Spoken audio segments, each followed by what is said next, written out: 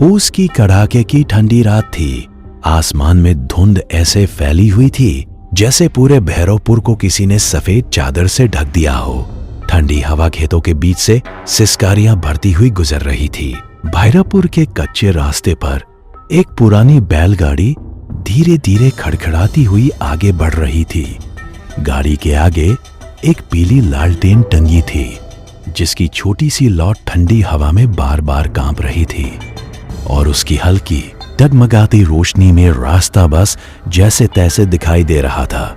बैलगाड़ी में 4 दोस्त बैठे थे। सचिन, पंकज, सोनू और अमन चारों पास के गांव में लगे मेले से लौट रहे थे। रास्ता बिल्कुल सुनसान था। चारों तरफ दूर दूर तक सिर्फ सूखे खेत, घना कोहरा और अजीब सी खामोशी पसरी हुई थी।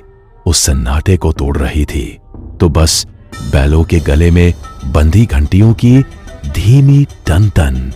कुछ देर बाद बैलगाड़ी गांव के बाहर वाले पुराने खेतों के पास पहुंची। तभी अचानक बिना किसी वजह के बैल अपने आप बहुत धीरे चलने लगे। पंकज ने चौंक कर कहा, अरे इन्हें आखिर क्या हो गया है? ये अचानक इतने धीरे धीरे क्यों चलने लगे हैं? अभी कुछ ही देर पहले तो बिल्कुल ठीक चल रहे थे, फिर अचानक ऐसा क्या हो गया कि इनकी चाल ही बदल गई? सचिन ने लालटेन उठाकर आगे रोशनी डाली। तभी उसकी नजर रास्ते पर पड़ी। सामने का दृश्य देखकर उसका गला सूख गया। रास्ते के बीच एक और लालटेन जल रही थी, लेकिन उसके आसपास कोई इंसान नहीं था। अमन धीरे से बोला, इतनी गहरी रात में यहाँ ये लालटेन कौन छोड़ गया है? इस सुनसान रास्ते पर तो दूर दूर तक कोई इंसान भी दिखाई नहीं दे रहा। पंकज बैलगाड़ी से उतरकर उस लालटेन के पास गया। जैसे ही उसने उसे उठाया, उसे महसूस हुआ कि लालटेन अजीब तरह से ठंडी थी। उसी समय पीछे खड़े बैल अचानक जोर जोर से हांफने लगे। सोनू ने घबराकर कहा, पंकज जल्दी वापस आ जा। बैल अचानक बहुत बेचैन हो गए हैं और ऐसे इधर उधर देखने लगे हैं जैसे उनको अंधेरे में कुछ अजीब दिखाई दे रहा हो। लेकिन तभी अंधेरे खेतों के अंदर से किसी के बहुत धीरे धीरे हंसने की आवाज आई। चारों दोस्त एकदम सन्न रह गए और अगले ही पल वह लालटेन अपने आप जमीन पर गिर गई और उसकी रोशनी में एक लंबा काला साया धीरे धीरे खेतों से बाहर आने लगा। सोनू ने घबराकर कहा, पंकज जल्दी बैलगाड़ी पर वापस आ जा। पता नहीं क्यों लेकिन यहाँ का माहौल बिल्कुल भी ठीक नहीं लग रहा, जैसे इस अंधेरे में कोई हमें चुपचाप देख रहा हो। पंकज जल्दी से बैलगाड़ी पर चढ़ गया। चारों की नजर अब उसी काले साए पर थी। वे साया खेतों से निकलकर रास्ते के पास रुक गया, लेकिन उसका चेहरा अभी भी अंधेरे में छुपा हुआ था। अमन ने डरते हुए पूछा, मैं पूछता हूँ कौन है वहां? अगर कोई है तो सामने आ जाओ। यूं अंधेरे में छिपकर हमें डराने की कोशिश मत करो। कुछ सेकंड तक पूरा सन्नाटा रहा। फिर वही अजीब हंसी फिर से आई।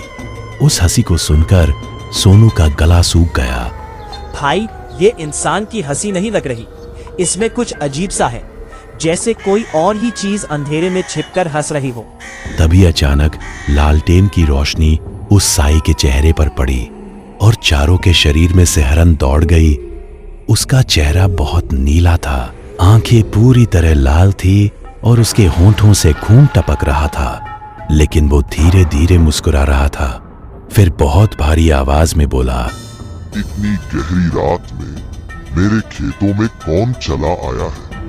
क्या तुम्हें मालूम नहीं, इस रास्ते पर जो भी आता है वो वापस नहीं जाता। चारों दोस्त एक दूसरे की तरफ देखने लगे। पंकज ने अपना डंडा कसकर पकड़ा और बोला, अच्छे से बैठ जाओ सब लोग, मजबूती से पकड़ लो। अब मैं बैलगाड़ी को जितनी तेज हो सकेगा उतनी तेज भगाने वाला हूँ। लेकिन तभी वह पिशाच अचानक गायब हो गया। सोनू घबरा कर बोला, भाई वो कहाँ चला गया? अभी तो यही हमारे सामने खड़ा था, अचानक पल भर में ऐसा कहाँ गायब हो गया? जैसे ही अमन ने पीछे देखा, उसकी आंखें डर से फैल गईं। वो पिशाच बैलगाड़ी के बिल्कुल पीछे खड़ा था। उसकी लाल आंखें अंधेरे में अंगारों की तरह चमक रही थी। उसने धीरे धीरे अपना हाथ बढ़ाया और बैल की गर्दन को पकड़ लिया। बैल जोर जोर से हिलने लगे और घबराकर आवाज करने लगे। सोनू डरते हुए चिल्लाया, पंकज कुछ कर जल्दी, वो बैल को पकड़ रहा है। अगर हमने अभी कुछ नहीं किया तो बैल डर के मारे बेकाबू हो जाएंगे। लेकिन जब सचिन ने उसका चेहरा देखा तो वह चौंक गया और घबराकर बोला, भाई, ये चेहरा मैंने पहले भी देखा है। सचिन, आखिर तूने इसे कहाँ देखा है? जल्दी बता, क्योंकि इसका चेहरा देखकर हम सबके रोंगटे खड़े हो रहे हैं। याद है दादाजी जो कहानी बताते थे, गांव के पुराने किसान रघुवीर की? वही जो कई साल पहले खेत में मरा मिला था। हाँ, दादा कहते थे रघुवीर की मौत सामान्य नहीं थी। लोगों ने उसका खेत छीनने के लिए उसे मार दिया था। हवा अचानक और ठंडी हो गई। चारों दोस्त धीरे धीरे उस पिशाच की तरफ देखने लगे। सोनू ने कांपती आवाज में कहा, दादा कहते थे मरने से पहले रघुवीर ने कसम खाई थी, जो भी इस खेत को छीनने आएगा वह जिंदा वापस नहीं जाएगा। इतना सुनते ही वो पिशाच अचानक जोर से हंसने लगा। फिर उसने भारी आवाज में कहा, तुम्हारे दादा ने सच ही कहा था। मैं आज भी इन खेतों में भटकता हूँ और जो भी आधी रात के बाद यहाँ आता है उसे यहाँ से वापस नहीं जाने देता। उसकी बात सुनकर चारों दोस्तों का खून जम गया, क्योंकि इसका मतलब साफ था, वह पिशाच कोई और नहीं बल्कि उसी खेत का मरा हुआ किसान रघुवीर था। और उसकी लाल आंखें अब सीधे चारों दोस्तों पर टिकी हुई थी। तभी पंकज गंभीर स्वर में बोला, सब लोग बिल्कुल चुप रहो, उसकी तरफ मत देखो। अगर हम उसे जरा भी नहीं छेड़ेंगे तो शायद वो हमें अनदेखा करके यहाँ से जाने दे। तभी सोनू ने घबरा कर कहा, तुम्हें सच में लगता है कि वो हमें इतनी आसानी से यहाँ से जाने देगा? जब से वो सामने आया है उसकी नजरें जैसे हम पर ही टिकी हुई है। उसी समय रघुवीर पिशाच तेजी से बैलगाड़ी के बिल्कुल पास आ गया। वो कुछ पल चुपचाप चारों को देखता रहा, फिर भारी आवाज में बोला, तुम लोग इस रास्ते से क्यों गुजरे? क्या तुम्हें पता नहीं कि आधी रात के बाद इस रास्ते पर कोई नहीं आता? फिर भी तुम यहाँ आने की हिम्मत कैसे कर बैठे? हमें सच में नहीं पता था कि ये आपका खेत है। हम तो बस मेले से लौट रहे हैं और इसी रास्ते से निकल आए। अगर पता होता तो कभी यहाँ आने की हिम्मत नहीं करते। रघुवीर अचानक जोर से हंसा। चारों तरफ उसकी हंसी गूंजने लगी। फिर वो धीरे से बोला, अब ये खेत मेरा नहीं है बल्कि मेरा श्राप है। बहुत साल पहले मैंने इन खेतों को अपने खून पसीने से सींचा था, लेकिन गांव के ही कुछ लालची लोगों ने मुझे मारकर यही खेत छीन लिया। हवा अचानक और ठंडी हो गई। लालटेन की लौ तेजी से हिलने लगी। रघुवीर की आंखों में गुस्सा चमकने लगा। उस रात मैंने मरते समय कसम खाई थी, जो भी इस खेत की जमीन पर लालच लेकर आएगा मैं उसे जिंदा नहीं छोड़ूंगा। चारों दोस्त डर से एक दूसरे को देखने लगे। सचिन ने हिम्मत जुटाकर धीरे से बोला, लेकिन हम तो सिर्फ इस रास्ते से गुजर रहे हैं। हमारा यहाँ रुकने या आपके खेतों में आने का कोई इरादा नहीं था। मुझे पता है कि तुम लोग सिर्फ इस रास्ते से गुजर रहे हो। चारों ने राहत की सांस ली, लेकिन उसी समय रघुवीर की मुस्कान और डरावनी हो गई। लेकिन आज कई सालों बाद मुझे फिर से खून की प्यास लगी है और लगता है किस्मत तुम्हें ही मेरे सामने ले आई है। यह सुनते ही चारों के चेहरे का रंग उड़ गया। अचानक रघुवीर ने बिजली की तरह अपना हाथ आगे बढ़ाया और बैलगाड़ी की लकड़ी को इतनी जोर से पकड़ लिया कि वो चरमराने लगी। सोनू डर के मारे चिल्लाया, पंकज, बैलगाड़ी भगाओ जल्दी। अब यहाँ एक पल भी रुकना ठीक नहीं है, वरना पता नहीं हमारे साथ क्या हो जाएगा। पंकज ने तुरंत बैलों को जोर से हाँका। बैल डर के मारे पूरी ताकत से दौड़ पड़े। बैलगाड़ी कच्चे रास्ते पर तेजी से भागने लगी, लेकिन तभी सोनू ने पीछे मुड़कर देखा और उसकी सांस अटक गई। क्योंकि रघुवीर पिशाच उसी रफ्तार से बैलगाड़ी के पीछे दौड़ रहा था। उसकी लाल आंखें अंधेरे में चमक रही थी और उसके चेहरे पर एक भयानक मुस्कान थी, जैसे वह जानता हो आज कोई भी इस खेत से जिंदा नहीं जाएगा। सोनू जोर से चिल्लाया। पंकज, वो अभी भी हमारे पीछे है। बैलगाड़ी और तेज भगाओ, वो अंधेरे में हमारी तरफ ही बढ़ता चला आ रहा है। पंकज ने बैलों को और तेज हाँकने की कोशिश की। तभी अचानक रघुवीर की भारी आवाज रात के सन्नाटे में गूंज उठी। भागो मत, क्योंकि तुम लोग भाग कर भी आखिर कहाँ जाओगे? ये रास्ते, ये खेत और ये अंधेरा सब मेरा है। यहाँ से कोई भी मेरी इजाजत के बिना बचकर नहीं जा सकता। सोनू कांपती आवाज में बोला। हमने आपका कुछ भी नहीं बिगाड़ा है। हम तो बस गलती से इस रास्ते से गुजर रहे थे। कृपया हमें जाने दो। कुछ पल के लिए सन्नाटा छा गया, फिर पिशाच अचानक हंस पड़ा। उसकी हंसी सुनकर बैल और ज्यादा डर गए। तुम्हारी कोई गलती नहीं है, लेकिन तुम्हारे गांव वालों की गलती है, जिन्होंने मेरे साथ ऐसा किया कि मेरी आत्मा आज तक इन खेतों में भटकने को मजबूर है। चारों दोस्त चौंक गए। रघुवीर की आवाज अचानक गुस्से से भर गई। वह जोर से चिल्लाया। उस रात मुझे मारने वाले कोई बाहरी लोग नहीं थे, मेरे अपने ही गांव के लोग थे, कालीचरण, रामरतन और सत्यपाल। उसकी बात सुनकर चारों दोस्त की धड़कन रुक गई, क्योंकि वो तीनों उसी के दादा थे जिन्होंने रघुवीर को मारा था। चारों दोस्त अब समझ चुके थे कि वो उनका पीछा क्यों कर रहा है। सोनू ने कांपते हुए पूछा, तो आप हमें क्यों मारना चाहते हैं? गलती तो हमारे दादा लोगों ने किया था, तो उसकी सजा हमें क्यों? रघुवीर की आवाज और भारी हो गई। क्योंकि उन तीनों के खून का बदला मैं उनके खून से नहीं ले पाया, इसलिए अब उनके खून का बदला उनकी औलाद से लिया जाएगा। चारों दोस्तों के दिल जैसे रुक गए, क्योंकि अब उन्हें समझ आ गया था रघुवीर उन्हें यूं ही नहीं छोड़ने वाला। और तभी अचानक बैलगाड़ी को जोरदार झटका लगा। सचिन जोर से चिल्लाया। पंकज, बैलगाड़ी संभालो जल्दी। बैल बुरी तरह घबरा गए हैं। अगर अभी इन्हें काबू में नहीं किया तो गाड़ी पलट सकती है। लेकिन उसी समय अचानक बैलगाड़ी एक बड़े पत्थर से टकरा गई। बैलगाड़ी जोर से हिली और अगले ही पल पूरी गाड़ी पलट गई। चारों दोस्त जमीन पर बुरी तरह गिर पड़े। लालटेन हवा में उछलकर दूर जा गिरी और उसकी लो मिट्टी में बूझ गई। चारों तरफ घना अंधेरा छा गया। बैल डर के मारे रस्सी तोड़कर जान बचाकर खेतों की तरफ भाग गए। पंकज दर्द से कराहते हुए उठा और बोला, सब लोग ठीक तो हो ना? कहीं किसी को चोट तो नहीं लगी? लेकिन वो पिशाच दिख क्यों नहीं रहा? तीनों धीरे धीरे संभल कर खड़े हुए। सचिन ने इधर उधर गहरी नजर दौड़ाई, जैसे वो आसपास के हर कोने में पिशाच की हलचल को तलाश रहा हो। फिर उसने धीमी आवाज में कहा, जल्दी भागो, वो यहीं कहीं हमारे आसपास ही छिपा होगा और किसी भी पल अचानक सामने आ सकता है। उसी समय खेतों के अंदर से सूखी फसल हिलने की आवाज आई। चारों के दिल जोर से धड़कने लगे। सचिन धीरे से फुसफुसाया, वो आ रहा है। सूखे फसलों की आवाजें उसके करीब होने का एहसास करा रही है।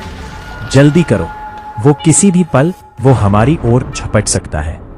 अगले ही पल रघुवीर पिशाच उनके सामने आ गया और बेहद ही डरावनी मुस्कान के साथ बोला, अब भाग कर दिखाओ। तुम लोग जितना भागोगे मैं उतना ही पास आता जाऊंगा। तुम क्या सोचते हो यहाँ से भाग जाओगे? मैं तो बस तुम्हारे साथ खेल खेल रहा हूँ। चारों दोस्त एक सेकंड भी वहां नहीं रुके और डर के मारे तेजी से वहां से भागने लगे। तभी पंकज जोर से चिल्लाया, सब लोग अलग अलग दिशा में भागो, पीछे मुड़कर मत देखना और पूरी ताकत के साथ अपनी जान बचाकर भागो। और अगले ही पल चारों दोस्त अलग अलग दिशाओं में दौड़ पड़े। चारों तरफ घना अंधेरा पसरा हुआ था, लंबे गेहूं के पौधे और चारों तरफ फैली खामोशी। सोनू पूरी ताकत से भाग रहा था, उसकी सांसें तेज हो चुकी थी। हे भगवान, आज किसी तरह से हमारी जान बचा लो। अब तो बस आप ही हमारी मदद कर सकते हैं। लेकिन तभी उसे पीछे से तेज कदमों की आवाज सुनाई दी। सोनू ने डरते हुए पीछे देखा और उसका खून जम गया। रघुवीर पिशाच बहुत तेजी से उसकी तरफ दौड़ रहा था। उसकी लाल आंखें अंधेरे में चमक रही थी। सोनू पूरी ताकत से भागने लगा, लेकिन अचानक उसका पैर खेत के गड्ढे में फंस गया। वह जोर से जमीन पर गिर पड़ा। सोनू घबराकर उठने की कोशिश करने लगा, लेकिन तब तक देर हो चुकी थी, क्योंकि रघुवीर पिशाच उसके बिल्कुल पास पहुंच चुका था। वो सोनू के ऊपर बड़ी क्रूरता के साथ बैठ गया, फिर धीरे धीरे मुस्कुराया और बोला, पहला बदला तुझसे शुरू होगा और इसका अंजाम इतना भयानक होगा जितना तुम लोगों ने सोचा भी नहीं होगा। सोनू डर के मारे चीख पड़ा, बचाओ, कोई तो मेरी मदद करो। लेकिन उसके नुकीले हाथ सोनू के गले के बिल्कुल पास थे। सोनू डर के मारे कांप रहा था। मुझे मत मारो, मेरी जान बख्श दो। मुझे उस गलती की सजा क्यों दे रहे हो, जो गलती मैंने कभी की ही नहीं। रघुवीर पिशाच धीरे धीरे मुस्कुराया। मैंने भी उस रात तुम्हारे दादा से यही बात कही थी, लेकिन उसने उस रात मेरी एक भी नहीं सुनी। सोनू की आंखों से आंसू निकलने लगे। उसी समय दूर से अचानक एक तेज आवाज गूंजी, रुक जा रघुवीर। ये आवाज इतनी भारी और तेज थी कि पूरा खेत जैसे कांप गया। रघुवीर पिशाच अचानक रुक गया। उसकी आंखें गुस्से से लाल हो गई। वह धीरे धीरे पीछे मुड़ा। अंधेरे खेत के रास्ते पर एक बूढ़ा आदमी खड़ा था। उसके लंबे सफेद बाल थे, गले में रुद्रास की माला थी और हाथ में एक रहस्यमयी डंडा। उसकी आंखें बिल्कुल शांत थी। सोनू ने घबराकर पूछा, आप कौन हैं बाबा जी? डर मत बेटा, मैं हूं भैरवनाथ, वही जो इस गांव की हर छिपी हुई सच्चाई जानता है, और आज इस पिशाच को सच्चाई बताने आया हूं। भैरवनाथ, तू फिर आ गया। अब ये तेरी बहकी बहकी बातें मुझे मेरा बदला लेने से नहीं रोक सकती। मैं बहकी बहकी बातें नहीं कर रहा हूं। मुझे पता है कि तेरे साथ क्या हुआ था, लेकिन ये बच्चे उस पाप के दोषी नहीं हैं। ये बच्चे जरूर उन सब के दोषी नहीं हैं, लेकिन इन सब के दादा दोषी थे और अब इनका खून ही मेरा बदला है। भैरवनाथ कुछ सेकंड चुप रहा, फिर धीरे से बोला, तुझे सच अभी भी नहीं पता रघुवीर। मैं तुझे आज सच्चाई बताता हूं। तुझे मारने वाले सिर्फ 3 लोग नहीं थे। रघुवीर गुस्से से चिल्लाया, झूठ, ये बिल्कुल झूठ है। मैंने खुद देखा है, वहां पर सिर्फ 3 लोग ही थे। उस रात चौथा आदमी भी था, जिसने आखिरी वार किया था, जिसने तेरी जान ली थी। वो आदमी आज भी इसी गांव में जिंदा है। कौन है वो? और अगर वो सच में जिंदा है तो मुझे उसके बारे में विस्तार से बताओ, और वो कहाँ छुपा हुआ है। अगर तुझे सच जानना है तो आज रात मेरे साथ चल, मैं तुझे उस आदमी से मिलवाऊंगा। रघुवीर की आंखें खून की तरह लाल हो गई। वो जोर से चिल्लाया, भैरवनाथ, अगर सच में कोई चौथा आदमी था तो उसका नाम बता। नाम अभी नहीं बताऊंगा, पहले तुझे सच्चाई सुननी होगी। जल्दी बोल, आखिर ऐसी कौन सी सच्चाई है जो आज तक मुझसे छिपी रही? उस रात जब सत्यपाल, कालीचरण और रामरतन तुझे मारने आए थे, तब उनके साथ एक और आदमी था। उसी आदमी का असली दिमाग था, वही उन्हें भड़का रहा था, वही चाहता था कि तेरी जमीन हड़प ली जाए। सीधा सीधा बता, कौन था वो गांव में सबसे चालाक आदमी है। सब लोग उसे बहुत सम्मान देते हैं। गांव का सरपंच। उस रात जब तीनों ने तुझे पकड़ा था तो आखिरी वार उसी सरपंच ने किया था। उसकी बात से खेतों में जैसे तूफान सा उठ गया। रघुवीर की आंखें आग की तरह चमकने लगी। वो अभी कहाँ मिलेगा? आज उसे मुझसे कोई नहीं बचा सकता। वो अभी भी अपने उसी पुराने घर में रहता है जहां हर दीवार और कोना पुराने समय की कहानियां छुपाए हुए हैं। तो अब मैं उसी के घर जाऊंगा और अपना बदला पूरा करूंगा। उसकी बात सुनकर सोनू बुरी तरह डर गया और घबरा कर बोला, बाबा जी, अगर ये गांव गया तो पूरा गांव खतरे में पड़ जाएगा। यही तो डर है। अगर रघुवीर गांव पहुंचा तो आज रात पूरे गांव में खून बह सकता है।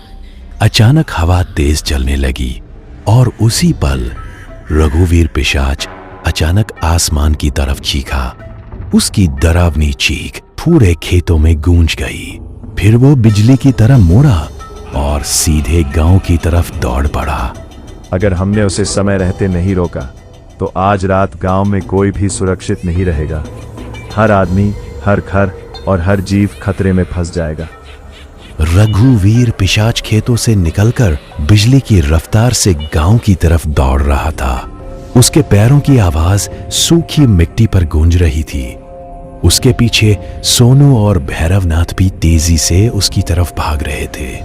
गांव के बाहर पहुंचते ही रघुवीर अचानक रुक गया। उसके सामने दूर एक बड़ा घर खड़ा था। गांव के सरपंच का घर। रात गहरी थी, लेकिन उस घर के आंगन में एक दिया जल रहा था। वह धीरे धीरे घर की तरफ बढ़ने लगा। तभी अचानक घर के अंदर से एक आवाज आई। मैं जानता था कि तू आज जरूर आएगा, इसलिए मैं तैयार था तेरा सामना करने के लिए। रघुवीर रुक गया। दरवाजा धीरे धीरे खुला और वहां गांव का सरपंच खड़ा था। उसके चेहरे पर डर नहीं था, बल्कि एक अजीब सी मुस्कान थी। सोनू हैरानी से बोला, ये डर क्यों नहीं रहा? इतना भयानक पिशाच इसके सामने खड़ा है, फिर भी ये मुस्कुरा रहा है। क्योंकि ये सब पहले से जानता था कि एक ना एक दिन रघुवीर की आत्मा जरूर आएगा और वो उसके लिए बड़ी तैयारी करके रखा होगा। रघुवीर गुस्से से गरजा, तेरे लालच में मेरी जान ले ली सरपंच। आज तुझे मुझसे कोई नहीं बचा सकता। हाँ, और आज तू बदला लेने आया है, पर समझ ले कि ये रास्ता जितना तू सोच रहा है उससे कहीं ज्यादा खतरनाक और भयावह होने वाला है। फिर उसने जमीन की तरफ इशारा किया। रघुवीर पिशाच ने नीचे देखा और अगले ही पल उसकी आंखें फैल गई, क्योंकि पूरे आंगन की जमीन पर लाल सिंदूर और राख से बने तांत्रिक चिन्ह बने हुए थे। चारों तरफ हवन की राख और काले धागे बिखरे हुए थे। सरपंच धीरे से बोला, मैं तेरे जैसा मूर्ख नहीं हूं। मैं जानता था एक दिन तू जरूर लौटेगा, इसलिए मैंने पहले से ही पूरी तैयारी करके रखा है। उसकी बात सुनकर भैरवनाथ की आंखें भी गंभीर हो गई। तभी सरपंच ने जोर से कहा, आज रात या तो तू खत्म होगा या फिर ये गांव। उसी समय आंगन के बीच रखा हवन कुंड अचानक खुद ब खुद जल उठा। लपटें तेजी से ऊपर उठने लगी। रघुवीर पिशाच जोर से गरजा और सीधे सरपंच की तरफ झपटा, लेकिन उसी पल हवन कुंड की आग से एक काली परछाई उठने लगी। वो पूरी तरह काले धुएं से बनी थी।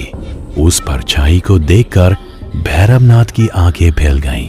नहीं, इसने बहुत बड़ा पाप कर दिया है और अब उसके प्रकोप से तुझे कोई भी नहीं बचा सकता। सोनू घबरा कर बोला, बाबा, ये क्या है? ये तो बिल्कुल धुएं जैसा लग रहा है, जैसे हवा में फैलता हुआ कोई अजीब सा साया हमारी आंखों के सामने तैर रहा हो। ये साधारण आत्मा नहीं है, ये उस काले तंत्र से जागी हुई शक्ति है जिसे इंसान कभी काबू में नहीं रख सकता। सरपंच के होठों पर एक कुटिल मुस्कान आ गई। मुझे किसी से डर नहीं। आज मैं तुझे हमेशा के लिए खत्म कर दूंगा, चाहे इसके लिए मुझे कितनी भी बड़ी कीमत क्यों ना चुकानी पड़े। आज तुझे कोई नहीं बचा सकता। ये मेरा कुछ भी नहीं बिगाड़ सकते। मैं अपनी ताकत और इरादों से हर बाधा को तहस नहस कर दूंगा। अगले ही पल रघुवीर बिजली की तरह सरपंच की तरफ झपटा। सरपंच ने तुरंत मंत्र पढ़ना शुरू किया। हवन कुंड की आग और तेज हो गई। काली परछाई अचानक हवा में उठी और सीधे रघुवीर की तरफ बढ़ी। पूरा आंगन जैसे किसी अदृश्य शक्ति से कांपने लगा। भैरवनाथ जी तेज आवाज में मंत्र पढ़ने लगे। उनके हाथ में पकड़ा रहस्यमयी डंडा जमीन पर जोर से गिरा। उसके साथ ही आंगन में बनी तांत्रिक रेखाएं चमकने लगी। रघुवीर पिशाच और काली परछाई दोनों जैसे उस शक्ति में फंस गए। सरपंच घबरा गया। ये क्या कर रहे हो भैरवनाथ? ये मेरे द्वारा जगाई गई आत्मा भी मेरे ओर क्यों बढ़ रही है? जिस पाप को तूने लालच में जगाया है, आज वही तुझे सजा देगा।